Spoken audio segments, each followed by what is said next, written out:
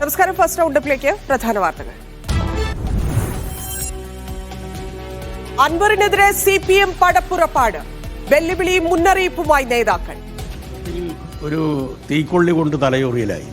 അൻവറിനെ പോലുള്ള ഒരാളുടെ ഭാഗത്ത് നിന്ന് മതത്തെയും വിശ്വാസത്തെയും ഉപയോഗപ്പെടുത്തിക്കൊണ്ട് അംഗീകരിക്കാൻ പറ്റാത്ത രൂപത്തിലുള്ള ചില സമീപനങ്ങൾ. അൻവറിന്റെ പാർക്കിലെ തടയണ പൊളിക്കാൻ പഞ്ചായത്ത് നീക്കം തുടങ്ങി. CPMനെ വെല്ലുവിളിച്ച അൻവർ.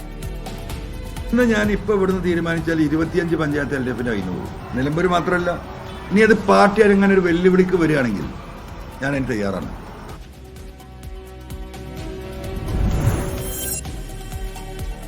നടൻ സിദ്ദിഖിന് ഇന്ന് നിർണായകം. ബലാത്സംഗ കേസിലെ മുൻകൂർ ജാമ്യ ഹർജി സുപ്രീം കോടതി അല്പസമയത്തിനകം പരിഗണിക്കും. ഒളിവിലായിട്ട് 7ാം ദിനം.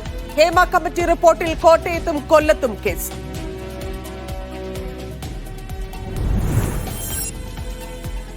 മലപ്പുറത്തെ സ്വർണ്ണക്കടത്ത് കുഴൽപ്പണ ഇടപാടുകൾക്ക് ദേശവിരുദ്ധ ബന്ധമെന്ന് മുഖ്യമന്ത്രി. പണം രാജ്യവിരുദ്ധ പ്രവർത്തനങ്ങൾക്ക് ഉപയോഗിക്കുന്നു. വിവാദ പ്രസ്താവന ദി ഹിന്ദുവിന് നൽകിയ അഭിമുഖത്തിൽ. ADGPക്കെതിരെ സഭാ സമ്മേളനത്തിന് മുൻപ് നടപടിയുണ്ടായേക്കുമെന്ന് സൂചന.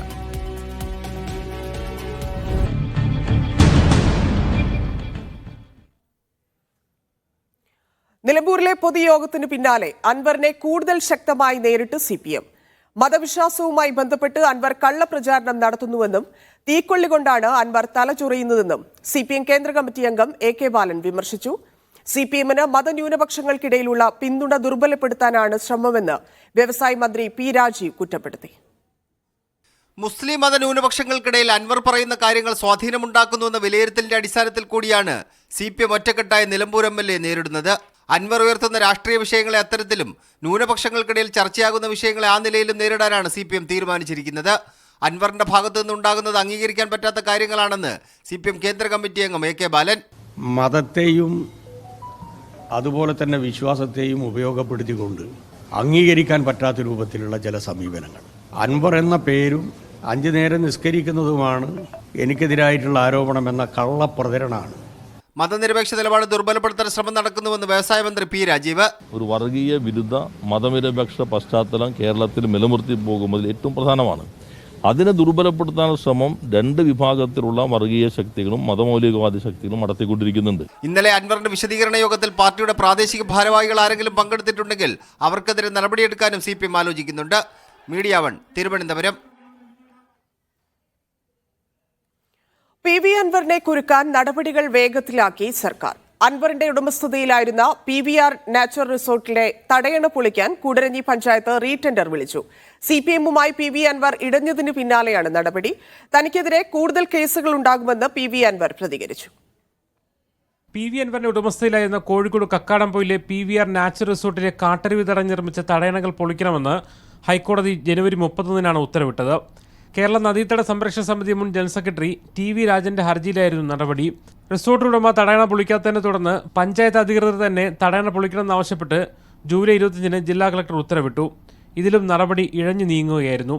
ഇതിനിടെയാണ് PV അൻവർ സർക്കാരുമായും CPMുമായും ഏറ്റുമുട്ടൽ ആരംഭിച്ചത്. ഇതിന് പിന്നാലെ CPM ഭരിക്കുന്ന കൂടരഞ്ഞി പഞ്ചായത്ത് ഭരണസമിതി റിസോർട്ടിലെ തടയണ പൊളിക്കാനുള്ള നടപടി വേഗത്തിലാക്കി.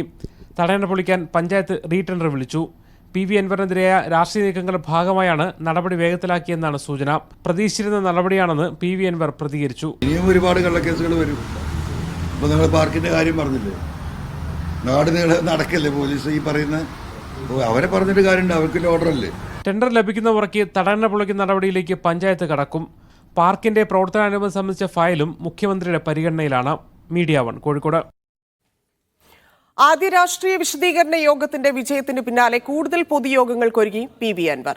ഇന്ന് കോഴിക്കോട് മാമി തിരോധാന കേസുമായി ബന്ധപ്പെട്ട പൊതുയോഗത്തിൽ അൻവർ പങ്കെടുക്കും. താൻ വിചാരിച്ചാൽ 25 പഞ്ചായത്തുകളുടെ ഭരണം LDFന് നഷ്ടമാകുമെന്ന് PV അൻവർ പറഞ്ഞു. PV അൻവറിന്റെ പൊതുയോഗത്തിൽ വന്ന ആൾക്കൂട്ടം താൽക്കാലികമാണെന്ന് LDF കൺവീനർ TP രാമകൃഷ്ണൻ പ്രതികരിച്ചു.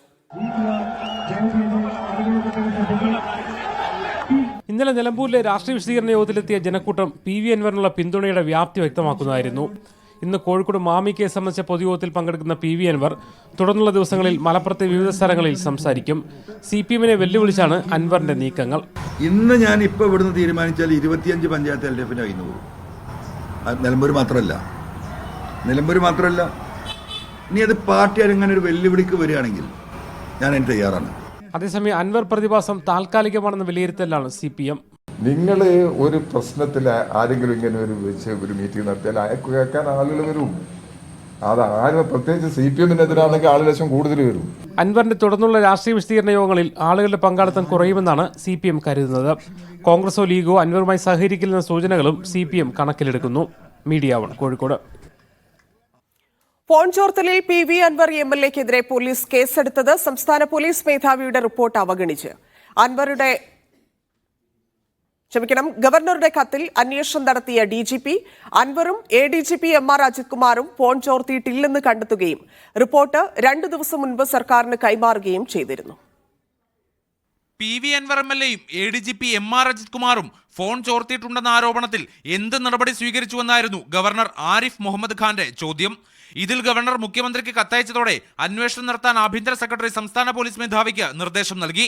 തുടർന്ന് നടത്തിയ അന്വേഷണത്തിലാണ് ഇരുവരും ഫോൺ ചോർത്തിയിട്ടില്ലെന്ന് DGP ഷെയ്ഖ് ദർവേ സാഹിബ് കണ്ടെത്തിയത്. അന്വേഷണത്തിന്റെ ഭാഗമായി തൃശൂർ റേഞ്ച് DIG തോംസൺ ജോസിന് നൽകിയ മൊഴിയിൽ താൻ ഫോൺ ചോർത്തുകയല്ല റെക്കോർഡ് ചെയ്യുകയാണ് ഉണ്ടായതെന്ന് അൻവർ മൊഴി നൽകിയിരുന്നു. ഇക്കാര്യവും DGPയുടെ റിപ്പോർട്ടിലുണ്ട്. ആഭ്യന്തര സെക്രട്ടറിയുടെ അനുമതിയില്ലാതെ ഒരു ഉദ്യോഗസ്ഥനും ഫോൺ ചോർത്താൻ കഴിയില്ലെന്ന വാദമാണ് അജിത് കുമാറിന്റെ കാര്യത്തിൽ DGP മുന്നോട്ട് വെക്കുന്നത്. ഫോൺ ചോർത്തുന്നതിന്റെ നടപടിക്രമങ്ങളും റിപ്പോർട്ടിൽ വിശദമാക്കുന്നുണ്ട്. ഈ റിപ്പോർട്ട് 2 ദിവസം മുൻപ് DGP സർക്കാരിന് കൈമാറിയിരുന്നു. എന്നാൽ ഈ റിപ്പോർട്ട് രാജ്ഭവന് കൈമാറാൻ സർക്കാർ ഇതുവരെ തയ്യാറായിട്ടില്ല. ഇതിനിടെയാണ് കോട്ടയം സ്വദേശിയുടെ പരാതിയിൽ കറുകച്ചാൽ പോലീസ് അൻവറിനെതിരെ കേസെടുത്തത്. ഈ മാസം 5-ാം തീയതി കോട്ടയം സ്വദേശി DGPക്ക് നൽകിയ പരാതിയിൽ കേസെടുത്തതാവട്ടെ 28-നും. അൻവർ മുന്നണിയുമായുള്ള ബന്ധം ഉപേക്ഷിച്ചതിന്റെ തൊട്ടടുത്ത ദിവസം. DGPയുടെ റിപ്പോർട്ട് കയ്യിലുണ്ടായിട്ടും 24 ദിവസം മുൻപുള്ള പരാതിയിൽ കേസെടുക്കാൻ പോലീസിന് സർക്കാർ തലത്തിൽ നിന്നാണ് നിർദ്ദേശം ലഭിച്ചതെന്നാണ് വിവരം. ഇതോടെ അൻവറിനെ പൂട്ടാനുള്ള നീക്കങ്ങൾ സർക്കാർ തുടങ്ങിയെന്ന് ചുരുക്കം. ഹരിമോഹൻ, മീഡിയ 1, തിരുവനന്തപുരം. അൻവറിന്റെ UDF പ്രവേശനത്തിൽ തനിക്ക് ഒറ്റയ്ക്ക് മറുപടി നൽകാനാകില്ലെന്ന് പ്രതിപക്ഷ നേതാവ് VD സതീശൻ. ഭരണകക്ഷിയിലെ മാറ്റങ്ങൾ ഗൗരവമായി ചർച്ച ചെയ്യുന്നുണ്ട്. ഒപ്പം നിൽക്കുമ്പോൾ ഏത് തെറ്റായ കാര്യങ്ങൾക്കും സംരക്ഷണം നൽകുകയും പാർട്ടി വിട്ടാൽ നടപടിയെടുക്കുന്നതുമാണ് CPM ശൈലിയെന്നും VD സതീശൻ പറഞ്ഞു. CPM-ന്റെ കൂടെ നിൽക്കുകയാണെങ്കിൽ ഏത് തെറ്റായ നടപടികൾ കാണിച്ചാലും അത് പൂർണ്ണമായി സംരക്ഷിക്കും. CPM-ൽ നിന്ന് പുറത്തു പോയാൽ അപ്പം നടപടിയെടുക്കും പിറ്റേ ദിവസം. ഇതെന്തൊരു കാട്ടുനീതിയാണ് കേരളത്തിൽ. ഇതാണോ ഈ സ്വർണ്ണക്കള്ളക്കടത്ത്, സ്വർണം പൊട്ടിക്കൽ തുടങ്ങിയതിന് നേതൃത്വം കൊടുക്കുന്ന മുഴുവൻ ആളുകൾക്കും പാർട്ടി സംരക്ഷണം കൊടുക്കുകയാണ്? എനിക്ക് മുഖ്യമന്ത്രിയോട് ചോദിക്കാനുള്ളത്, ഇതെന്ത് നീതിന്യായ വ്യവസ്ഥയാണ് നിങ്ങൾ ഈ സംസ്ഥാനത്ത് നടപ്പാക്കുന്നത്? നിങ്ങൾ പറയുന്നതാണോ നീതി? നിങ്ങൾ പറയുന്നതാണോ കുറ്റം? മലപ്പുറത്തെ സ്വർണ്ണക്കടത്ത് രാജ്യവിരുദ്ധ പ്രവർത്തനത്തിനെന്ന് മുഖ്യമന്ത്രി പിണറായി വിജയൻ. കഴിഞ്ഞ 5 വർഷത്തിനിടെ 150 കിലോ സ്വർണവും 123 കോടി രൂപയുടെ ഹവാലയും മലപ്പുറത്ത് നിന്ന് പോലീസ് പിടികൂടി. കടത്തിയ സ്വർണവും ഹവാലയും രാജ്യവിരുദ്ധ പ്രവർത്തനങ്ങൾക്കാണ് ഉപയോഗിക്കുന്നതെന്നും മുഖ്യമന്ത്രി. ദി ഹിന്ദുവാണ് ഈ അഭിമുഖം എടുത്തത്. വിവരങ്ങളുമായി മുഹമ്മദ് അസ്ലം ചേരുന്നുണ്ട്. അസ്ലം, വീണ്ടും മലപ്പുറത്തിനെ പരാമർശിക്കുന്നു. ഈ മതന്യൂനപക്ഷങ്ങളെ LDF-ൽ നിന്ന് അകറ്റാനാണ് അൻവറിന്റെ ഈ പൊള്ളയായ വാദങ്ങൾ എന്നൊക്കെ പറയുമ്പോഴാണ് ഒരു മാധ്യമത്തിന് ഇത്തരത്തിൽ ഒരു ഇന്റർവ്യൂ നൽകിയിരിക്കുന്നത്. എന്തൊക്കെ കാര്യങ്ങളാണ് മലപ്പുറത്തെക്കുറിച്ച് മുഖ്യമന്ത്രി പറയുന്നത്? പോലീസിന്റെ സ്വർണ്ണക്കടത്ത് ഇടപാട് സംബന്ധിച്ചുള്ള PV അൻവറിന്റെ ആരോപണങ്ങൾ പ്രതിരോധിക്കാൻ സ്വർണ്ണക്കടത്ത് ഇടപാടുകാർക്ക് വേണ്ടി സംസാരിക്കുന്നവരാണ് ഇത്തരം ആരോപണം ഉന്നയിക്കുന്നതെന്ന് അദ്ദേഹം മുഖ്യമന്ത്രി നേരത്തെ പറഞ്ഞിരുന്നു. അതിൽ നിന്നും വ്യത്യസ്തമായി ഇവിടെ കുറച്ചുകൂടി ഗുരുതരമായ ആരോപണങ്ങൾ ഉന്നയിക്കുകയാണ്. ഒന്ന്, മലപ്പുറത്ത് നിന്ന് കഴിഞ്ഞ 5 വർഷത്തിനിടെ 150 കിലോ സ്വർണവും 123 കോടി രൂപയുടെ ഹവാലയും പിടികൂടിയിട്ടുണ്ട്. മുസ്ലിം തീവ്രവാദ സംഘടനകൾ രാജ്യവിരുദ്ധ പ്രവർത്തനത്തിന് വേണ്ടിയിട്ടാണ് ഇത്തരം കാര്യങ്ങൾ കൊണ്ടുവരുന്നത്. ഇത്തരം കാര്യങ്ങൾ പോലീസ് പിടിക്കുന്നതിലെ പ്രതികാരത്തിന്റെ ഭാഗമായിട്ടാണ് മുസ്ലിം തീവ്രവാദ സംഘങ്ങൾ സർക്കാരിനെതിരെ RSS ചാപ്പ കുത്തിക്കൊണ്ടുള്ള ഒരു സമീപനങ്ങളിലേക്ക് പോകുന്നുവെന്നാണ് മുഖ്യമന്ത്രി പറയുന്നത്. അതായത് മലപ്പുറത്തേക്ക് എത്തുന്ന സ്വർണം അല്ലെങ്കിൽ ഹവാല എന്ന് പറയുന്നത് മുസ്ലിം തീവ്രവാദ സംഘടനകൾ അവരുടെ രാജ്യവിരുദ്ധ പ്രവർത്തനങ്ങൾക്ക് വേണ്ടി ഉപയോഗിക്കുന്നു എന്നുള്ള ഒരു നരേഷനാണ് ഇതിൽ അദ്ദേഹം നടത്തുന്നത്. അത് UDF-നെതിരെയും മറ്റുമൊക്കെ അദ്ദേഹം പറയുന്നുണ്ട്. UDF ഒരു രാഷ്ട്രീയ പോരാട്ടത്തിൻ്റെ ഭാഗമായിട്ട് അല്ലെങ്കിൽ രാഷ്ട്രീയ ലാഭത്തിന് വേണ്ടിയിട്ടാണ് RSS ബന്ധം സർക്കാരിനെതിരെ ആരോപിക്കുന്നത്. അതേസമയം അതിനപ്പുറം മുസ്ലിം തീവ്ര സംഘടനകൾ ഇതിന് പിന്നിൽ പ്രവർത്തിക്കുന്നത് അവരുടെ ഫണ്ടിങ് സോഴ്സ് സോഴ്സായ ഈ ഒരു ഹവാല പണവും അതോടൊപ്പം തന്നെ സ്വർണ്ണക്കടത്തും പിടിക്കുന്നതിൻ്റെ ഭാഗമായിട്ടുള്ള കാര്യം പറയുന്നുണ്ട്. ഇതിനെതിരെ ഇപ്പോൾ തന്നെ വിമർശനങ്ങൾ ഉയർന്നു വന്നിട്ടുണ്ട്. KPC vice president VT Balram ഇതേ പോസ്റ്റ് പങ്കുവച്ചുകൊണ്ട് അദ്ദേഹം ചോദിക്കുന്ന കാര്യം, കഴിഞ്ഞ 8 വർഷത്തിനിടെ ഏതൊക്കെ മുസ്ലിം തീവ്രവാദ സംഘടനകൾക്കെതിരെയാണ് സർക്കാർ നടപടി എടുത്തിട്ടുള്ളത്, അവരുടെ പേരുകൾ പുറത്തുവിടുക, അവരുടെ എന്തൊക്കെയായിരുന്നു പ്രവർത്തനങ്ങൾ എന്നത് പുറത്തുവിടുക, മാത്രമല്ല ഇത്തരത്തിൽ ഈ സ്വർണ്ണക്കടത്ത് സംബന്ധിച്ചുള്ള അന്വേഷണങ്ങൾ കൃത്യഗതിയിലേക്ക് എത്തുകയും എന്തിനാണ് സ്വർണ്ണക്കടത്ത് കൊണ്ടുവന്നത് കൃത്യമായ അന്വേഷണം നടത്തിയിട്ടുണ്ടോ എന്ന കാര്യം കൂടി VT ബൽറാം ചോദിക്കുന്നുണ്ട്. ശരി അസ്ലം. സിദ്ദിഖിന് ഇന്ന് നിർണായകം.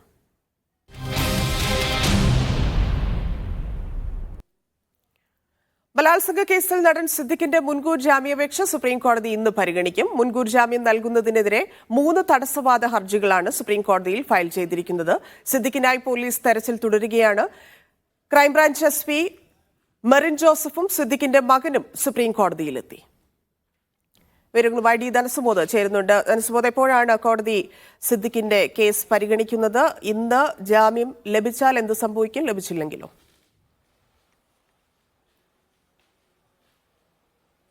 ധന്യ, ഇപ്പോൾ ജസ്റ്റിസ് ബേലയം ത്രിവേദി അധ്യക്ഷയായ ബെഞ്ചിൽ 52ാമത്തെ കേസാണ് ഇപ്പോൾ നടക്കുന്നത്. ഇതുവരെ 52 കേസുകൾ എടുത്തു കഴിഞ്ഞപ്പോൾ അതിനകത്ത് ഭൂരിപക്ഷം കേസുകളിലും ജാമ്യ ഹർജികൾ തന്നെയായിരുന്നു. ജാമ്യ ഹർജി ഭൂരിപക്ഷവും തള്ളിക്കളയായിരുന്നു. മാത്രമല്ല, ചില ജാമ്യ ഹർജികളിൽ കോസ്റ്റ് അടിച്ച് പിഴ ഈടാക്കിയാണ് അവർ തള്ളിക്കളഞ്ഞിരിക്കുന്നത്. 62ാമത്തെ കേസായിട്ടാണ് എടുത്തിരിക്കുന്നത്. അല്പസമയത്തിനകം തന്നെ കോടതി ഉച്ചഭക്ഷണത്തിന് വേണ്ടി പിരിയും. അതിനുശേഷം ഉച്ചയ്ക്ക് ശേഷമായിരിക്കും സുപ്രീം കോടതി മുൻകൂർ ജാമ്യാപേക്ഷ പരിഗണിക്കുക. സിദ്ദിഖിന് വേണ്ടി ഹാജരാകുന്നത് മുതിർന്ന അഭിഭാഷകനായിട്ടുള്ള മുകുൾ റോത്തഗിയാണ്. മുകുൾ റോത്തഗി ഇതിനകം തന്നെ ഹൈക്കോടതിയിൽ നിന്ന് വ്യത്യസ്തമായിട്ടുള്ള ഒരു വാദമുഖം ഉന്നയിച്ചിരിക്കുന്നത് ഇത് 2 പ്രബലമായ സംഘടനകൾ തമ്മിലുള്ള ഒരു ചേരിപ്പോര് എന്ന തരത്തിൽ തന്നെയാണ്. അമ്മയും WCC തമ്മിലുള്ള ഒരു പോരാട്ടത്തിന്റെ ഭാഗമായിട്ട് താൻ ബലിയാടാകുകയാണ്, തന്റെ കക്ഷി ബലിയാടാകുകയാണ് എന്നുള്ളൊരു കാര്യമാണ് ചൂണ്ടിക്കാട്ടുന്നത്. അതേസമയം അതിജീവിത ചൂണ്ടിക്കാട്ടുന്നത് ഇതിനകം തന്നെ സർക്കാരും സിദ്ദിഖും തമ്മിലുള്ള ഒരു ഒത്തുകളിയാണ്, അല്ലെങ്കിൽ നേരത്തെ തന്നെ അറസ്റ്റ് ചെയ്യാമായിരുന്നു, അത് ഇതുവരെ അറസ്റ്റ് ചെയ്തിട്ടില്ല എന്നുള്ളത് കാര്യമാണ് തന്നെയാണ് ചൂണ്ടിക്കാട്ടുന്നത്. ഏതെങ്കിലും തരത്തിലുള്ള തിരിച്ചടി സുപ്രീം കോടതിയിൽ നിന്ന് ഉണ്ടായെങ്കിൽ ആ തരത്തിലുള്ള ഒരു പ്രശ്നം പരിഹരിക്കാൻ വേണ്ടി ഇപ്പോൾ മെറിൻ ജോസഫ് അന്വേഷണ ഉദ്യോഗസ്ഥ തന്നെ സുപ്രീം കോടതിയിൽ എത്തിയിട്ടുണ്ട്. അവർ ഐശ്വര്യ ഭാട്ടി, അവർ അഡീഷണൽ സോളിസിറ്റർ ജനറലുമായി സംസാരിച്ചിട്ടുണ്ട്. ആ ഭാട്ടിയാണ് കേരളത്തിന് വേണ്ടി ഹാജരാകുന്നത്.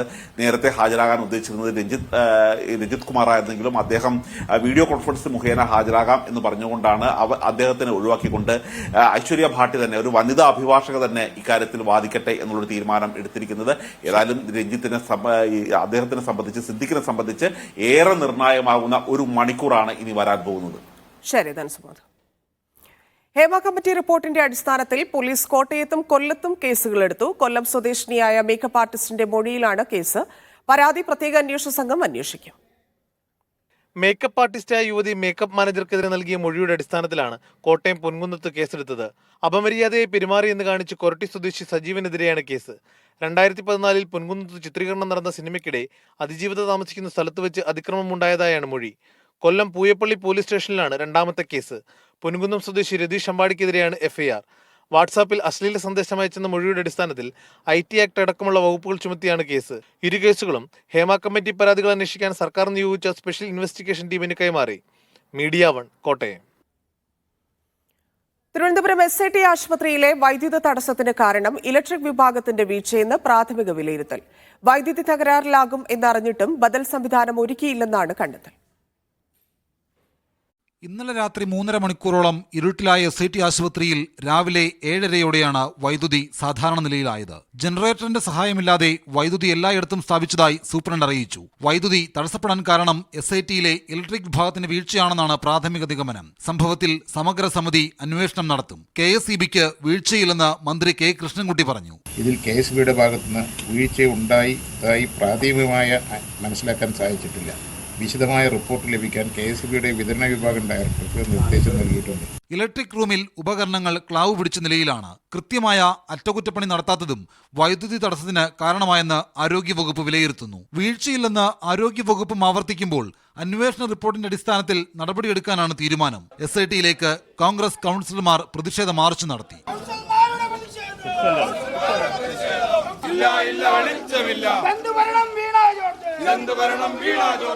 വൈദ്യുതി പുനഃസ്ഥാപിച്ചെങ്കിലും പൂർണ്ണമായി പ്രശ്നം പരിഹരിക്കണമെങ്കിൽ പാനൽ ബോർഡിലെ കോൺട്രാക്ടർ സ്വിച്ച് മാറ്റി സ്ഥാപിക്കണം. മീഡിയ 1 തിരുവനന്തപുരം. CPM നേതാവ് MM ലോറൻസിന്റെ മൃതദേഹം മോർച്ചറിയിൽ സൂക്ഷിക്കാൻ വീണ്ടും കോടതി നിർദ്ദേശം. കളമശ്ശേരി മെഡിക്കൽ കോളേജിന്റെ തീരുമാനം ഏകപക്ഷീയമെന്ന മകൾ ആശ ലോറൻസിന്റെ ഹർജിയിലാണ് കോടതിയുടെ ഇടപെടൽ. വീണ്ടും ഹിയറിംഗ് നടത്തുന്നതിന്റെ സാധ്യത കോടതി പരിശോധിക്കും. വിഷയത്തിൽ നിലപാടറിയിക്കാൻ സർക്കാരിനോട് കോടതി നിർദ്ദേശിച്ചു. ഹർജി അടുത്ത വ്യാഴാഴ്ച വീണ്ടും പരിഗണിക്കും. തിരുവനന്തപുരം മൃഗശാലയിൽ 3 ഹനുമാൻ കുരങ്ങുകൾ കൂട്ടിൽ നിന്ന് ചാടിപ്പോയി. ചാടിയ പെൺകുരങ്ങുകൾ മൃഗശാല അങ്കണത്തിൽ തന്നെയുണ്ട്. തിരികെ കൂട്ടിൽ കയറ്റാനുള്ള ശ്രമം തുടരുകയാണ്. ഇന്നലെ വൈകിട്ട് 7 മണിയോടെയാണ് മൃഗശാലയിലെ തുറന്ന കൂട്ടിൽ നിന്ന് കുരങ്ങുകൾ ചാടിപ്പോകുന്നത്. പുലർച്ചെ ഭക്ഷണം നൽകാനെത്തിയ ജീവനക്കാരാണ് കുരങ്ങുകൾ കൂട്ടിലില്ലെന്ന് മനസ്സിലാക്കിയത്. തുടർന്ന് നടത്തിയ പരിശോധനയിൽ കൂടിനോട് ചേർന്ന ഉയർന്ന മരക്കൊമ്പുകളിൽ 3 കുരങ്ങുകളെയും കണ്ടെത്തി. കുരങ്ങുകളെ കൂട്ടിലേക്ക് തിരികെ എത്തിക്കാനുള്ള പരിശ്രമത്തിലാണ് അധികൃതർ. പെൺകുരങ്ങുകൾ മരത്തിന്റെ മണ്ടയിലായതുകൊണ്ട് ആൺകുരങ്ങ് ഇപ്പം ഫ്രൂട്ട്സ് എടുക്കുന്നില്ല. അപ്പോൾ ഫ്രൂട്ട്സ് വെച്ചിട്ടുണ്ട് നമ്മൾ. ഇന്ന് വിസിറ്റേഴ്സ് ഒന്നും ഇല്ലല്ലോ. അത് കുറച്ച് കഴിയുമ്പോഴത്തേക്കും ഇവർ തമ്മിൽ കമ്മ്യൂണിക്കേറ്റ് ചെയ്ത് തന്നെ ഇത് പുറത്ത് വരും എന്നുള്ളതാണ് ഞങ്ങളുടെ പ്രതീക്ഷ. സാധാരണ അങ്ങനെ പോകുമ്പം അങ്ങനെയാണ്. 1 വർഷം മുമ്പ് മൃഗശാലയിൽ നിന്ന് ചാടിപ്പോയ ഹനുമാൻ കുരങ്ങിനെ തിരികെ എത്തിച്ചത് ശ്രമകരമായ ദൗത്യത്തിലൂടെയായിരുന്നു. അന്നു മുതൽ അടച്ച കൂട്ടിൽ താമസിപ്പിച്ചിരുന്ന ഇവയെ ഈ അടുത്ത കാലത്താണ് തുറന്ന കൂട്ടിലേക്ക് മാറ്റിയത്. മുൻപ് ചാടിപ്പോയ കുരങ്ങുകൾക്കൊപ്പമാണ് മറ്റു 2 കുരങ്ങുകൾ ഇത്തവണ കൂടിന് പുറത്തിറങ്ങിയിട്ടുള്ളത്. പ്രകോപനം ഉണ്ടാക്കാതെ ഭക്ഷണവും മറ്റും കാണിച്ച് കുരങ്ങുകളെ കൂട്ടിലേക്ക് മടക്കിയെത്തിക്കാമെന്നാണ് അധികൃതർ കണക്കാക്കുന്നത്. മീഡിയ 1 തിരുവനന്തപുരം. കൊച്ചി മെട്രോ 2ാം ഘട്ട നിർമ്മാണ പ്രവൃത്തി നടക്കുന്ന പാലാരിവട്ടം മുതൽ കാക്കനാട് വരെയുള്ള ഗതാഗത കുരുക്കിന് പരിഹാരം വേണമെന്ന ആവശ്യം ശക്തമാകുന്നു. മുന്നൊരുക്ക പ്രവൃത്തികൾ നടത്താതെ മെട്രോയുടെ നിർമ്മാണ പ്രവർത്തനങ്ങളിലേക്ക് കടന്നതാണ് ദുരിതത്തിന് കാരണം.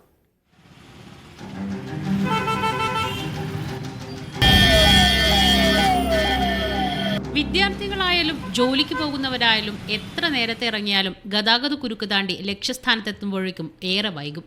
രോഗിയുമായി ആംബുലൻസ് പോലും ഏറെ നേരം കാത്തുകിടക്കേണ്ട അവസ്ഥയാണ്. കാൽനട യാത്രക്കാർക്ക് മറുവശത്തെത്തണമെങ്കിൽ അത്യാവശ്യം നല്ല ദൂരം നടക്കേണ്ടി വരും. യാതൊരു പ്ലാനിങ്ങും ഇല്ലാതെ 2ാം ഘട്ടം ആരംഭിച്ചു എന്നുള്ളതാണ് ഞങ്ങളുടെ ഡിമാൻഡ് എന്ന് പറയുന്നത്. ഒരു സ്പെഷ്യൽ പാക്കേജ് അനുവദിക്കണം. ജനങ്ങളോട് 1% ആത്മാർത്ഥതയെങ്കിലും കൊച്ചി മെട്രോ റെയിലും സംസ്ഥാന സർക്കാരും കാണിക്കണം. ഫണ്ടിന്റെ അപര്യാപ്തതയാണ് KMRL നേരിടുന്ന വെല്ലുവിളിയെന്നാണ് MD ലോക്നാഥ് ബെഹ്റയുടെ പ്രതികരണം. DPR തയ്യാറാക്കിയപ്പോൾ പോലും മുന്നൊരുക്ക പ്രവർത്തികൾക്കുള്ള ഫണ്ടിന്റെ കാര്യം പരാമർശിച്ചിട്ടില്ലെന്നും ബെഹ്റ പറയുന്നു. DPR പ്രിപ്പയർ ചെയ്യാൻ സമയത്ത് അത് ഉണ്ടായിരുന്നില്ല. അപ്പോൾ അതുകൊണ്ട് നമ്മുടെ കയ്യിൽ അത്ര ഫണ്ട്സ് ഇല്ല. പാലാരിവട്ടം മുതൽ കാക്കനാട് വരെയുള്ള പ്രദേശങ്ങളിലെ ഗതാഗത കുരുക്കിന് പരിഹാരം വേണമെന്നാവശ്യപ്പെട്ട് ഇന്ന് തൃക്കാക്കര MLA ഉമാ തോമസിന്റെ നേതൃത്വത്തിൽ ജനകീയ സമരസമിതി പ്രതിഷേധത്തിനൊരുങ്ങുകയാണ്. മീഡിയ 1 കൊച്ചി. ഓസ്ട്രിയയിൽ തീവ്ര വലതുപക്ഷത്തിന് അപ്രതീക്ഷിത മുന്നേറ്റം. പാർലമെന്റ് തെരഞ്ഞെടുപ്പിൽ 28% വോട്ട് നേടിയാണ് ഫ്രീഡം പാർട്ടി മുന്നിലെത്തിയത്. രണ്ടാമതെത്തിയ ഭരണപക്ഷമായ പീപ്പിൾസ് പാർട്ടിക്ക് 26% വോട്ട് മാത്രമാണ് നേടാനായത്. കൂടുതൽ വോട്ടുകൾ നേടിയെങ്കിലും ഭരണത്തിലെത്താൻ ഫ്രീഡം പാർട്ടിക്ക് സഖ്യം രൂപീകരിക്കണം. എന്നാൽ ഫ്രീഡം പാർട്ടിയുമായി മറ്റു പാർട്ടികൾ സഖ്യത്തിന് തയ്യാറല്ലെന്നാണ് റിപ്പോർട്ടുകൾ. മറ്റു ചില വാർത്തകൾ ചുരുക്കത്തിൽ. മോൻസൺ മാവുങ്കൽ പ്രതിയായ 2ാമത്തെ പോക്സോ കേസിൽ മോൻസനെ വെറുതെ വിട്ടു. തെളിവുകൾ പര്യാപ്തമല്ലെന്ന് കോടതി. വൈക്കത്ത് മരിച്ച നിലയിൽ കണ്ടെത്തിയ AEO ശ്യാംകുമാറിന് അമിത ജോലിഭാരമുണ്ടെന്നത് ശ്രദ്ധയിൽപ്പെട്ടില്ലെന്ന് വിദ്യാഭ്യാസ വകുപ്പ്. കലോത്സവ നടത്തിപ്പിൽ മനോവിഷമം ഉണ്ടായിരുന്നുവെന്ന് കുടുംബം. വയനാട്ടിൽ കാട്ടാന ഷോക്കേറ്റ് മരിച്ചു. അപകടം പ്രദേശത്തെ തെങ്ങ് മറിച്ചിടാൻ ശ്രമിക്കുന്നതിനിടെ. ബുള്ളറ്റിൻ പൂർണ്ണമാകുന്നു. ഇടവേളയ്ക്ക് ശേഷം ഫാസ്റ്റ് ന്യൂസിൽ ജെൽസി ജയരാജ് ചേരും. നമസ്കാരം.